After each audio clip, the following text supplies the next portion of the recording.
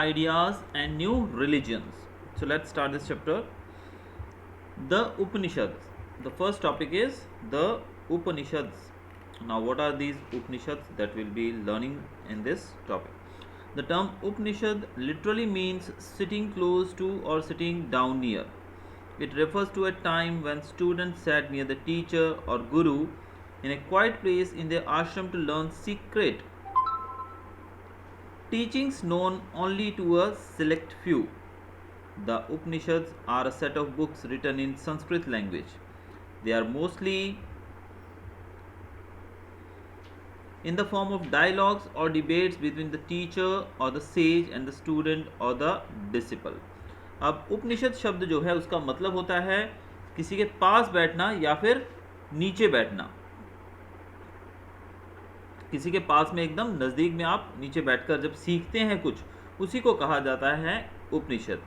तो आप जानते हैं ये उस समय की बात की जा रही है जब गुरु और शिष्य जो थे, जब आपको पढ़ाने वाले टीचर्स नहीं थे, like you are getting the knowledge from teachers today, but उस समय गुरुज होते थे और जो स्टूडेंट्स उनको शिष्य कहा जाता था, और गुरु जो थे वो आश्रम में रहते थे और बच्चे भी उनके आश्रम में उनके साथ रहकर टीचिंग्स यानी कि जीवन के जो गुण है वो सीखते थे, जो जीवन के जो उनके प्रैक्टिकल नॉलेज जो होता था वो उनको गुरु के द्वारा पहुंचाया जाता था। अब उपनिषद जो है ये किताबों का कुछ संग्रह है, किताबों का सेट है, group of books we can say, and it is written in Sanskrit language. ये संस्कृत भाषा में लिखी गई हैं और ये ज़्यादातर डायलॉग के फॉर्म में यानी कि दो लोगों के बीच में कन्वर्जेशन जो होती है उसके फॉर्म में इसको लिखा गया है। ये जो कन्वर्जेशन थी वो एक गुरु और शिष्य के बीच में हो सकती थी या डिबेट्स हो सकती हैं, उस फॉर्म में भी ये दी गई हैं। Even teacher and student, says और स्टूडेंट्स के बीच में या डिसिपल्स, गुरु और शिष्य के बीच में भी ये कन्वर्जेशन या डिबेट्स को दर्शाया गया है उपनिषद्स के अंदर। The Upanishads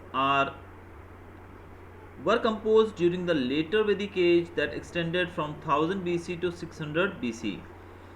There are more than 200 Upanishads. Some of the important ones are Aitareya Upanishad, Taittiriya Upanishad, Chandogya Upanishad and Kathopanishad. अब यहाँ पर बताया गया है कि उपनिषद जो थे वो वैदिक एज के अंतिम काल में बनाए गए थे, लिखे गए थे, और टाइम इसका दिया गया लगभग 1000 BC से लेके 600 BC तक, और लगभग 200 के करीब, 200 से ज़्यादा उपनिषद हैं। और ये 200 जो है उनमें से कुछ जो इम्पोर्टेंट जो हैं उनके नाम यहाँ पर 4 के आपके सामने दिए गए हैं, और चारों आपको ये थोड़ा याद भी कर लेना है क्योंकि ये वन वर्ड में पूछा भी जा सकता है। तो चारों ये जो उपनिषद हैं इनके नाम आपको याद कर लेने हैं। All these works were regarded as shrutis or texts that were believed to be told to the author by God. ये जितने भी वर्क्स हैं यानी कि जितने भी उपनिषद्स हैं इनको श्रुतिस के रूप में या टेक्स्ट के रूप में दर्शाया गया है, माना गया है कि जो गॉड थे उन्होंने ऑथर को ये शब्द कहे थे और उन्होंने इसको प्रेजेंट किया है, लिखा है। Next will be seeing about the teachings of the Upanishads. The Upanishads talk about two main concepts, the Brahman and Atman. तो यहाँ पर उपनिषद के अंदर दो मेन कंसेप्ट्स को ज़्यादा जोर दिया गया है, वो है ब्राह्मण और दूसरा है आत्मन। ये भी वन वर्ड में पूछा जा सकता है। Brahman refers to the universal soul while Atman deals with the individual self. Brahman का मतलब होता है यूनिवर्सल सोल, और आत्मन, आत्मा यानी कि deals with the individual self यानी कि एक पर्टिकुलर व्यक्ति के साथ, यानी कि ये देखिए यूनिवर्सल सोल माना गया है यानी कि पूरे विश्व का, ब्रह्मांड का हम कह सकते हैं, और आत्मन मतलब इंडिविजुअल, पर्सनल यानी कि एक व्यक्ति का सोल हम कह सकते हैं। When a person dies his atma, जिसको हम यहाँ पर आत्मन लिखा हुआ है, आत्मा बोलते हैं जिसको हम, प्रोनाउंसिएशन में हम हिंदी में आत्मा कहते हैं बट यहाँ पर आत्मन। तो आत्मा जो है is reborn as it is confined to the cycle of birth and death. तो यहाँ पर बताया गया कि जब व्यक्ति की मृत्यु होती है तो आत्मा जो है जिसको सोल कहा जाता है वो रीबॉर्न, उसका दोबारा जन्म होता है, और ये जीवन चक्र के अंदर, जीवन और मृत्यु के चक्र के अंदर घूमती रहती है। The atma can attain moksha, that is freedom from the cycle of death and rebirth, by finally uniting with the ब्राह्मण।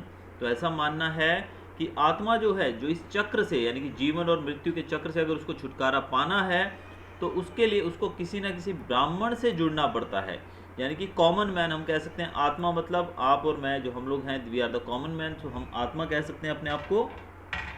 और दूसरा ब्राह्मण आपको पता ही है, जिनको हम जो हमारे ब्राह्मण होते हैं खाना वाना खिलाते हैं, जिनको हम अलग अलग ओकेजन्स के ऊपर।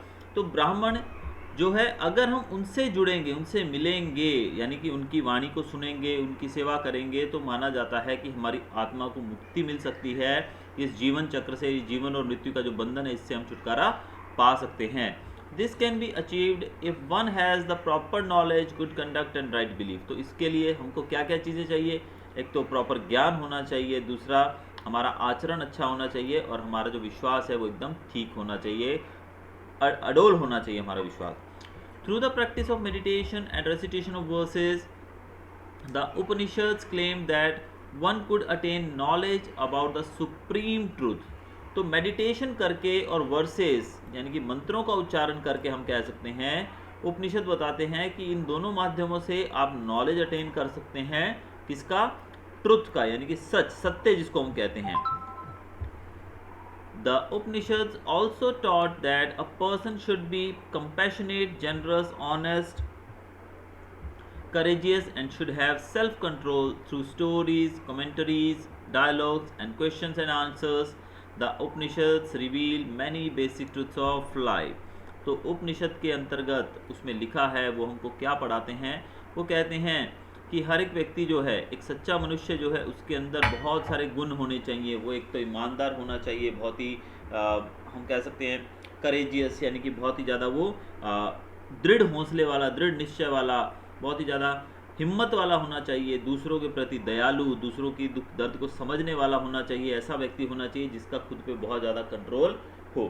तो ये सब चीज़ों को अलग अलग माध्यम से, यानी कि स्टोरियों के माध्यम से, कमेंट्रीज कह सकते हैं, दो व्यक्तियों के बीच में डायलॉग्स जो हैं, या फिर क्वेश्चन आंसर्स के रूप में जो उपनिषद है हमारे सामने प्रस्तुत करता है। और इस तरीके से बेसिक ट्रूथ ऑफ लाइफ, यानी कि जीवन का जो बेसिक सत्य है, उसको हमारे सामने उपनिषद जो हैं वो उजागर करने का प्रयास करते हैं।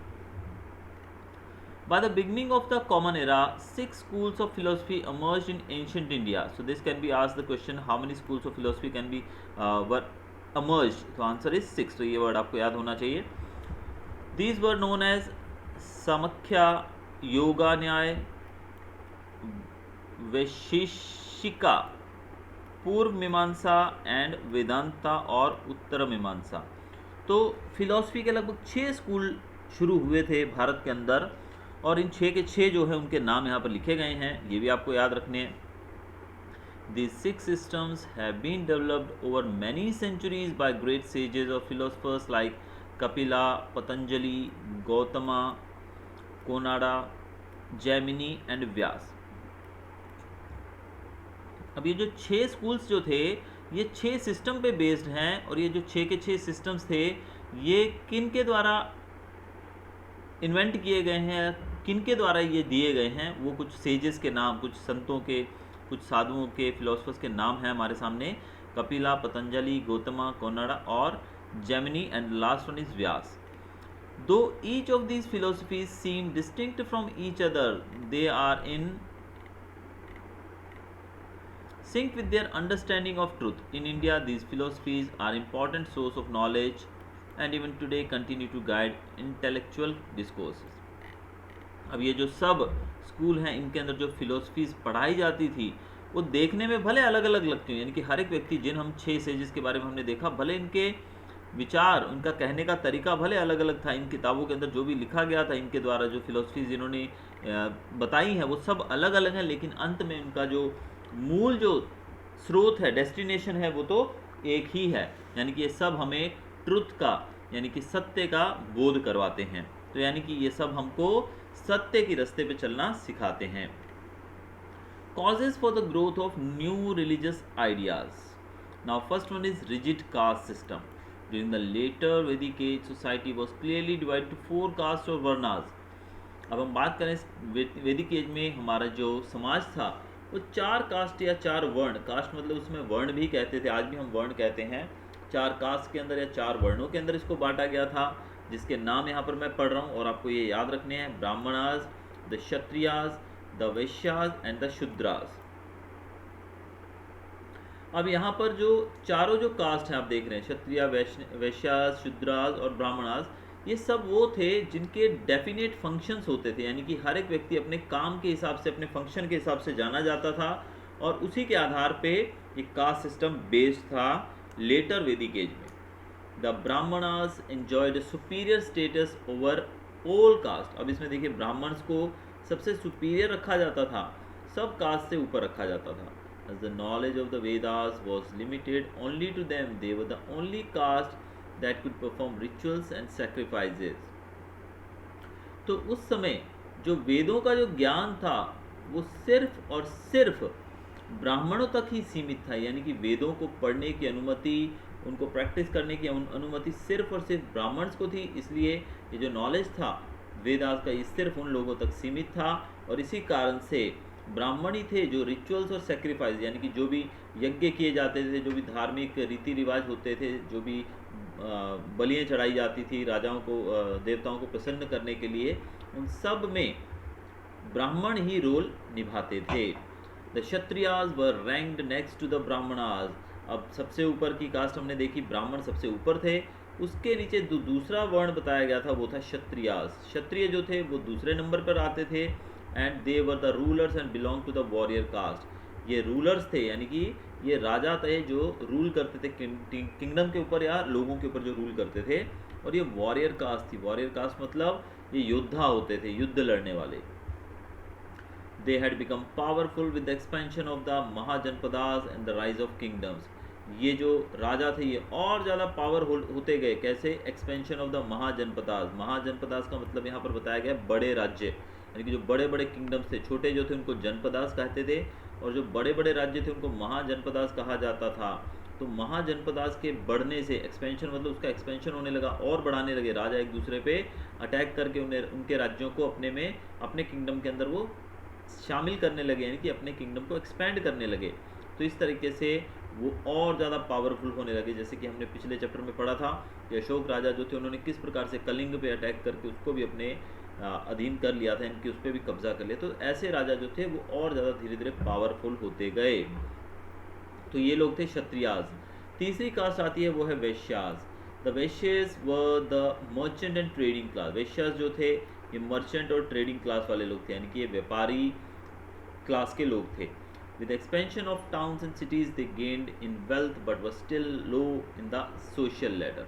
अब जैसे जैसे टाउन्स बड़े होने लगे, सिटीज़ बड़ी होने लगी, आबादी बढ़ने के साथ साथ, तो ये वैश्यास जो थे, जो ये ट्रेडर्स थे, ये बहुत ज़्यादा पैसा कमाने लगे. लेकिन अभी भी सामाजिक सीढ़ी के ऊपर इनका जो नंबर था वो तो तीसरा ही था, यानी कि पहला था ब्राह्मण का, दूसरा क्षत्रिय का और तीसरा था वैश्यास का. भले इनके पास पैसा बहुत आ गया लेकिन फिर भी इनका नंबर तीसरा ही था. The Shudras were regarded as the menial caste and were expected to serve the upper caste. They were denied certain privileges enjoyed by the three upper castes. The Shudras could not study the Vedas and could not wear the sacred thread. अब देखिए हमारा समाज जो था वो कितना ज़्यादा पिछड़ा हुआ था, उसका भी हम यहाँ पर काफ़ी हमारे सामने एग्जाम्पल दिया गया है. क्योंकि शूद्रास जो थे उनको सबसे लो कास्ट माना जाता था, और ऐसा माना जाता था कि अपर कास्ट वाले लोगों की ये सेवा करने के लिए ही ये कास्ट बनी है. जो तीन कास्ट के जो ऊपर के लोग थे उनकी सेवा करने के लिए ही ये शूद्रास जो है वो बने हैं. और शूद्रास जो थे वो वेद नहीं पढ़ सकते थे, ना ही वो सेक्रेड थ्रेड, जिसको हम आई थिंक जनेऊ कहते हैं, जो कि हमारे ब्राह्मण्स पहनते हैं जनेऊ, वो भी इनको धारण करने की अनुमति नहीं थी. यानी कि जो सबसे ठुकराई हुई कास्ट की बात करें तो वो थी हमारी शूद्रास की. The caste system in the later Vedic period had become rigid and inflexible. और इस प्रकार से ये जो सिस्टम था हमारा ये काफ़ी कठोर, ठोस, एकदम कठोर था और इनफ्लेक्सिबल, यानी कि जैसा था उसको वैसे ही, उसमें बिल्कुल भी फ्लेक्सिबिलिटी नहीं थी. People could not change their caste. लोग अपनी कास्ट बदल नहीं सकते थे. जो कास्ट में आप जन्मे हैं वही कास्ट आपको अंत तक, जब तक आप जीवित हैं, उसी को आपको फॉलो करना पड़ेगा. This often led to conflicts between people belong to different caste. और इस कारण से कभी कभी लोगों के बीच में झगड़े भी हो जाते थे कास्ट को लेकर. The Kshatriyas resented the supremacy of the Brahmanas. The Vaishyas wanted to have a high social position. The Shudras wanted better treatment and equality. They were all looking for a new religion that would improve their position in the society. अब actual में क्षत्रिय जो थे वो दूसरे number पे आते थे, तो वो ब्राह्मणों से ऊपर बढ़ना चाहते थे। वैश्य जो थे वो भी सोसाइटी में अपनी पोजीशन और हाई करना चाहते थे। शूद्रास जो थे वो भी एक बेटर ट्रीटमेंट, उनका भी ये सपना था कि लोग उनको भी अच्छे से ट्रीट करें और इक्वालिटी का दर्जा दें। तो इस प्रकार से अपनी तरक्की के लिए, अपने सामाजिक रुतबे को बढ़ाने के लिए वो लोग एक नए रिलीजन की तलाश में थे, ताकि उनका जो सोशल स्टेटस है वो सुधर सके। आगे हमारा topic complex rituals. With the passage of time sacrifices and rituals became a complex and expensive affair. अब जैसे जैसे समय बीतता गया तो सेक्रीफाइस यानी कि बलि चढ़ाते थे जो लोग, दान दक्षिणा देते थे यानी कि यज्ञ के माध्यम से जो सेक्रीफाइस दिया जाता था, रिचुअल्स यानी कि जो रीति रिवाज थे वो इतने महंगे, वो कॉम्प्लेक्स हो गए यानी कि और ज़्यादा कठिन होते गए, सिंपल नहीं रहा सिस्टम, और एक्सपेंसिव होने लगे क्योंकि ब्राह्मण जो थे वो ज़्यादा पैसा मांगने लगे, दक्षिणा और बहुत सारा सामान लिखवा के, मतलब उस समय की बात कर रहे हैं हम। तो ब्राह्मण जो थे वो मतलब एक कॉमन आदमी जो था वो तो रिचुअल्स रीति रिवाज करवा ही नहीं पाता था, ऐसा बताया गया है। They lost their original simplicity, blind superstitions and irrational beliefs had crept into the society in the name of religion. Moreover, these rituals could only be performed by the Brahmanas. Most of the Vedic sacrifices demanded sacrifice of animals as a part of the ritual. However, with the growth of agrarian economy, pastoral animals like cows and bullocks were valuable to the farmers as these animals helped in agriculture. The farmers disliked the killing of cattle in Vedic sacrifices. तो ये हमारे प्राचीन जो रीति रिवाज है उसको दर्शाया गया है इस चैप्टर के द्वारा हमारे सामने। तो जैसे कि हमने देखा कि जो सेक्रीफाइस और रिचुअल्स थे वो बहुत ज़्यादा कॉम्प्लेक्स हो गए और बहुत महंगे हो गए। समाज के अंदर ब्लाइंड सुपरस्टिशन यानी कि अंधविश्वास फैल गया। अंधविश्वास फैलने से क्या हुआ, यानी कि धर्म के नाम पे अंधविश्वास, लोग मतलब अंधविश्वासी हो गए। कैसे, वो भी बताया गया है कि जो रिचुअल्स थे वो सिर्फ और सिर्फ ब्राह्मण ही परफॉर्म कर सकते थे क्योंकि वेदों का ज्ञान सिर्फ और सिर्फ उन्हीं को था। इसके साथ साथ जो ब्राह्मण थे वो रिचुअल का एक पार्ट मानकर, यानी कि इसी पूरे प्रोसेस का एक पार्ट मानकर एनिमल्स जो थे उनकी बलि चढ़ाने के लिए भी वो तैयार थे और वो डिमांड करते थे कि अगर आपको यज्ञ करवाना है तो आपको एनिमल की बलि तो देनी ही पड़ेगी। तो भारत एक अग्रेरियन कंट्री है यानी कि एग्रीकल्चरल कंट्री है, तो भारत में खेतीबाड़ी ज़्यादा होती है। तो ऐसे में गाय और बैल जैसे जो जानवर हैं, ऑक्स वगैरह, ये जानवरों का जो यूज़ था वो बहुत ज़्यादा था हमारे किसान भाइयों के लिए, क्योंकि आपको पता है किसान जो हैं खेतों में गाय भी पालते हैं, इसके साथ साथ बुलॉक्स यानी कि उनके पास बैल और हल चलाने के ऑक्स भी होते हैं। तो ऐसे में जो बलि चढ़ाते समय इन जानवरों का उपयोग किया, यानी कि इनकी बलि चढ़ाई जाती थी। तो ऐसे में फार्मर्स जो थे इन सेक्रीफाइसेस को बिल्कुल भी पसंद नहीं करते थे, वो डिसलाइक करते थे इस सिस्टम को। तो यहाँ पर आप देख रहे हैं सेक्रीफाइसेस किए जा रहे हैं। ये जो आप जो पिक्चर देख रहे हैं, इस पिक्चर में बताया गया कैसे एक यज्ञ चल रहा है और उसके अंदर हवन कुंड जो है उसके अंदर बहुत सारा सामान डाला जाता है और इसके बाद पशु बलि भी दी जाती थी। Next is growth of towns and cities. The use of iron facilitated the growth of towns and cities. With this emerged new social groups like merchants and traders who enjoyed great wealth but still had a low social status and were regarded as inferior. Earlier these merchants traded through barter, now they begin to use coins in trade. Some of the people disliked the use of coins. They wanted a new religion that would encourage a simple lifestyle. अब जैसे कि आप जानते हैं कि towns और cities बढ़ने लगे, यानी कि शहरों का विकास होने लगा, तो शहर बढ़ने लगे। इस कारण से जो मर्चेंट्स थे, जो ट्रेडर्स थे, जो कि तीसरी हमारी क्लास थी जिनको हम वैश्यास कहते थे, उस क्लास के लोग जो थे, ऑल्दो उस टाइम आयन की खोज हुई तो आयन का यूज़ ज़्यादा बढ़ गया। तो इसी दौरान जो हमारे ये मर्चेंट्स थे इन्होंने बहुत पैसा कमाया, जैसे हमने पीछे पढ़ा, लेकिन उस पैसे के बावजूद इनको जो सोशल स्टेटस था वो प्रॉपर जैसा होना चाहिए था वो नहीं मिल पा रहा था। और इन्होंने पहले ये बार्टर सिस्टम से डील करते थे। बार्टर सिस्टम आपको पता होगा, जब सामान का आदान प्रदान होता, लेन देन होता था, कि जैसे पैसा नहीं था उस समय तो क्या करते थे लोग, कोई चावल बेच रहा है अपने खेत में उगा के, तो कोई गेहूँ बेच रहा है तो चावल वाला चावल के बदले में उसको गेहूँ दे देगा, गेहूँ वाला उसको चावल दे देगा। और कोई अगर चमड़े का काम करता है तो चमड़े से बने जूते चप्पल उनको दे देगा और बदले में उनसे सामान ले लेगा, यानी कि पैसे नहीं थे उस समय, बार्टर सिस्टम चलता था। लेकिन अब जो लोहे की खोज होने के बाद, आयन की खोज होने के बाद सिक्के बना लिए गए और सिक्कों का उपयोग, कॉइन्स का उपयोग किया जाता था पैसे के तौर पे कि सामान लेने और देने के लिए। बहुत सारे लोगों को ये सिस्टम भी अच्छा नहीं लगता था, क्योंकि वो लोग मानते थे कि एक सिंपल लाइफस्टाइल हमारा होना चाहिए, वो पुराने ही स्टाइल से जीकर खुश थे। अब लैंग्वेज की बात करते हैं। During the Vedic period, all the religions, texts, hymns and mantras were composed in Sanskrit, which the common people failed to understand. They wanted a simple religion and a simple language. अब भाषा की बात करें, वैदिक period के दौरान जितने भी रिलीजियस यानी कि धार्मिक पुस्तकें लिखी गई थी, मंत्र जो थे या फिर जो भी श्लोक वगैरह लिखे जाते थे, वो सब जो थे संस्कृत भाषा में लिखे जाते थे। तो ये भी आपको याद रखना कौन सी भाषा का उपयोग होता था, संस्कृत। और ये इतने ज़्यादा मतलब कॉम्प्लिकेटेड होते थे कि एक आम आदमी इसको समझ नहीं पाता था। तो जैसे कि आप जानते हैं कि आज भी हम लोग स्कूलों के अंदर संस्कृत भाषा ज़रूर हमारे पास है, लेकिन उसको समझना हमारे लिए काफ़ी मुश्किल होता है। उसका बेसिक जो ज्ञान है वो हमारे पास नहीं है। ऑल्दो हम डाइजेस्ट और कंपेनियंस की मदद से उसका जो ट्रांसलेशन है वो जरूर लर्न कर लेते हैं, बट हमारे सामने अगर संस्कृत में कोई सेंटेंस लिखा हो तो we don't know the meaning of that sentence. तो मतलब उसका जो प्रॉपर नॉलेज होना चाहिए बेसिक, वो हमारे पास नहीं है। तो उस समय लोग जो थे वो भी संस्कृत भाषा में लिखे गए श्लोकों को बिल्कुल नहीं पढ़ पाते थे।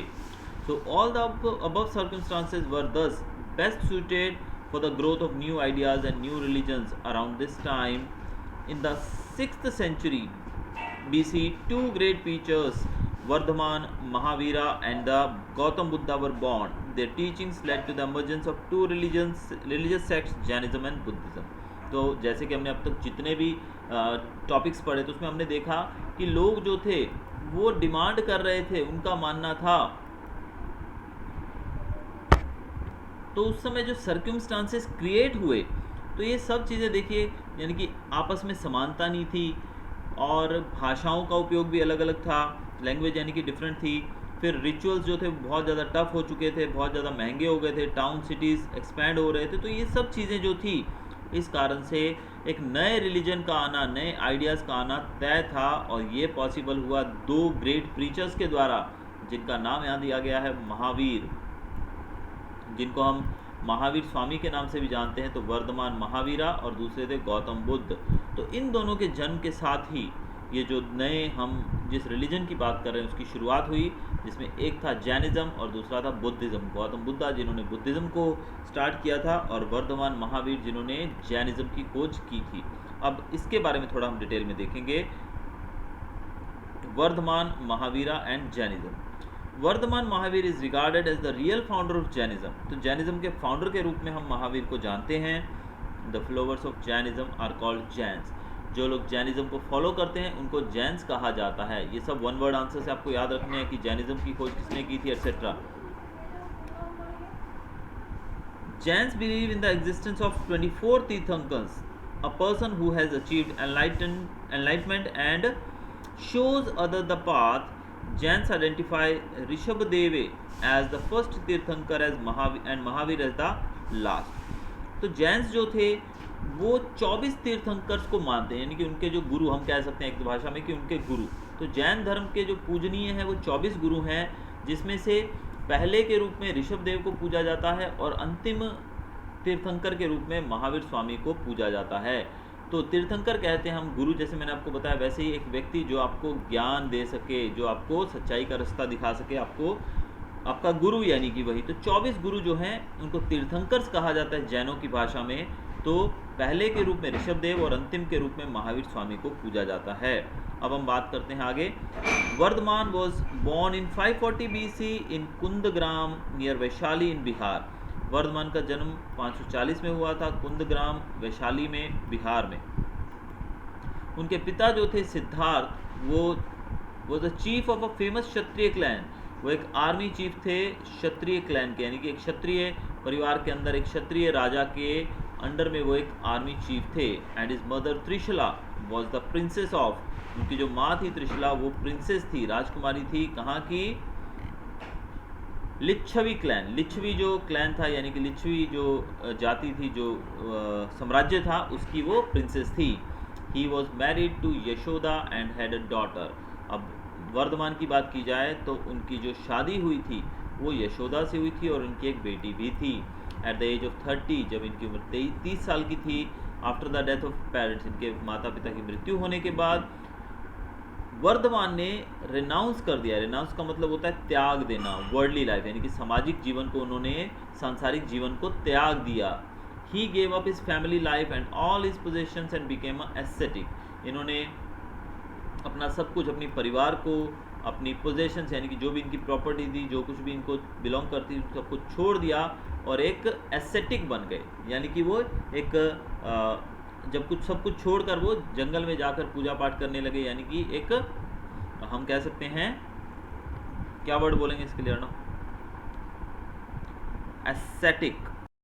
उनको जो भी चीज़ें बिलोंग करती थी उनकी, यानी कि प्रॉपर्टी वगैरह सब छोड़कर वो एक सन्यासी बन गए। He wandered from place to place for 12 years in search of truth and led a life of penance and meditation. ये 12 साल तक जगह जगह भटकते रहे, सच ज्ञान की तलाश में। वो पेनेंस यानी कि मेडिटेशन करते रहे, नाम जपते रहे। एट द एज ऑफ 42, देखिए 30 साल की उम्र में ऐसा हुआ था, और 42 साल की उम्र में जब ये 12 साल बाद हुए, he attained the highest spiritual knowledge he has now called Jina, conqueror of self. अब जब ये 42 साल की इनकी उम्र थी, तब इनके सामने ज्ञान का प्रकाश हुआ, और तब से इनका नाम पड़ गया जीना। जीना का मतलब होता है कॉन्करर ऑफ सेल्फ, जिसने खुद को जीत लिया हो, अंतर्मन को जीत लिया हो। और महावीरा या फिर ग्रेट हीरो, वीर शब्द यूज़ करते हैं, महावीर यानी कि ग्रेट हीरो इनको कहने लगे।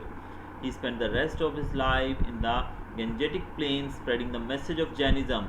अपने जीवन के जो बाकी पल थे, इन्होंने गंगा प्लेन्स के अंदर रहकर जैनिज्म का मैसेज देते हुए बिताया। He died at the age of 72 in 468 BC at Pawapuri near Rajgriha. और इनकी मृत्यु 72 साल की उम्र में राजगृह के पास में एक जगह थी पावापुरी, वहाँ पर इन्होंने अंतिम सांसें ली। टीचिंग्स ऑफ महावीर, तो महावीर जो थे उन्होंने कौन कौन सी टीचिंग्स, यानी कि उन्होंने क्या क्या शिक्षाएं दी, वो हम देखते हैं यहाँ पर। द टीचिंग्स ऑफ महावीरा वो सिंपल।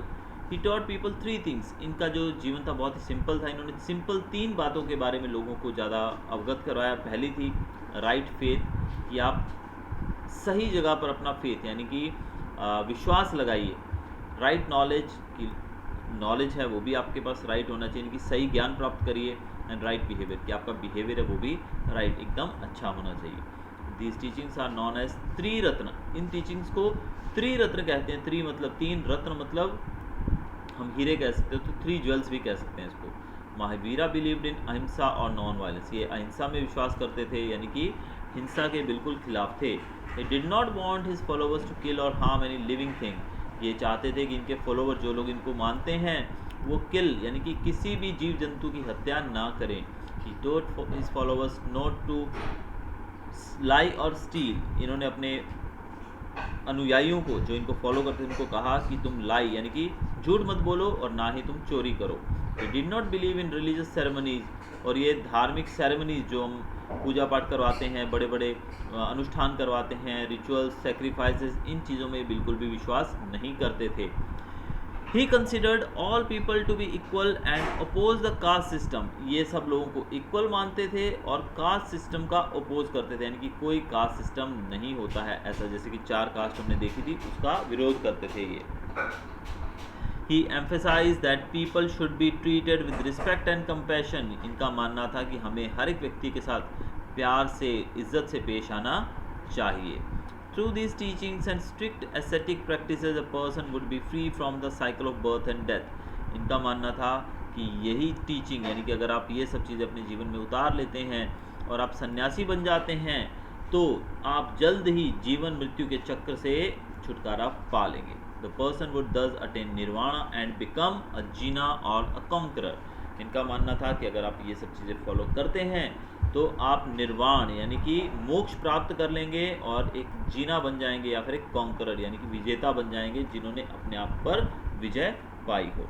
तो ये था हमारा चैप्टर फर्स्ट पार्ट, और कल हम नेक्स्ट वीडियो के अंदर इसको कंप्लीट करेंगे। Till then good bye.